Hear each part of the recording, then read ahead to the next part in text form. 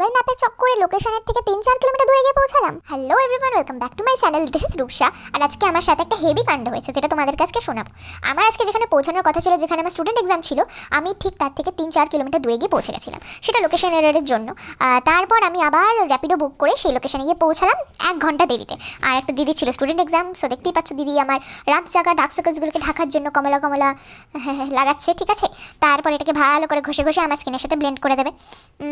বলা যায় না, আমাকে আবার হনুমানও লাগতে পারে, কেউ কিছু মাইন্ড করো না। তারপর দেখতেই পাচ্ছ দিদি এটাকে ঘষে ঘষে আমার মুখের মধ্যে একদম মিলিয়ে দিচ্ছে। মানে এটা পেনফুল না, দিদি একদমই ভালোভাবে সুন্দর হাতে করছিল। তারপরে ওই কমলা রঙের পদার্থ লাগানোর পর আমার মুখটাকে একদম প্লেন করে দিল, কোনো ডিসকালারেশনই নেই, একদম প্লেন। যাই হোক, আমি একটু কাণ্ড করে থাকি এরকম। আমি চোখ খুলে আমাকে নিজেকে দেখে চিনতে পারছিলাম না। তারপরে আমি এরকম সুন্দর করে সেজে নিলাম। সবাই দেখে বলে আমাকে কেমন লাগছে, ঠিক আছে। আমার সাজ এখানে কমপ্লিট হয়ে গেছে। দিদি স্টুডেন্ট এক্সাম ছিল। জানিয়ে সবাই কেমন লাগলো তোমাদের সাজটা।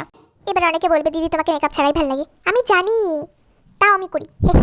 তারপরে ক্যামেরাম্যান দাদা অনেক বলার পর আমার ফটো তুলছিল না, তাই আমি মঞ্জুলিকা হয়ে গেছিলাম। তারপর আমি ফটোশ্যুটের জন্য পোজ দেওয়া শুরু করে দিলাম।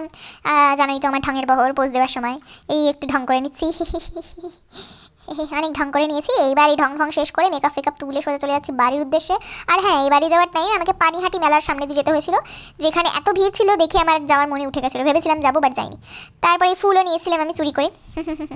আজকের জন্য এটুকুই, দেখা হচ্ছে আবার পরের ভিডিওতে। Bye bye.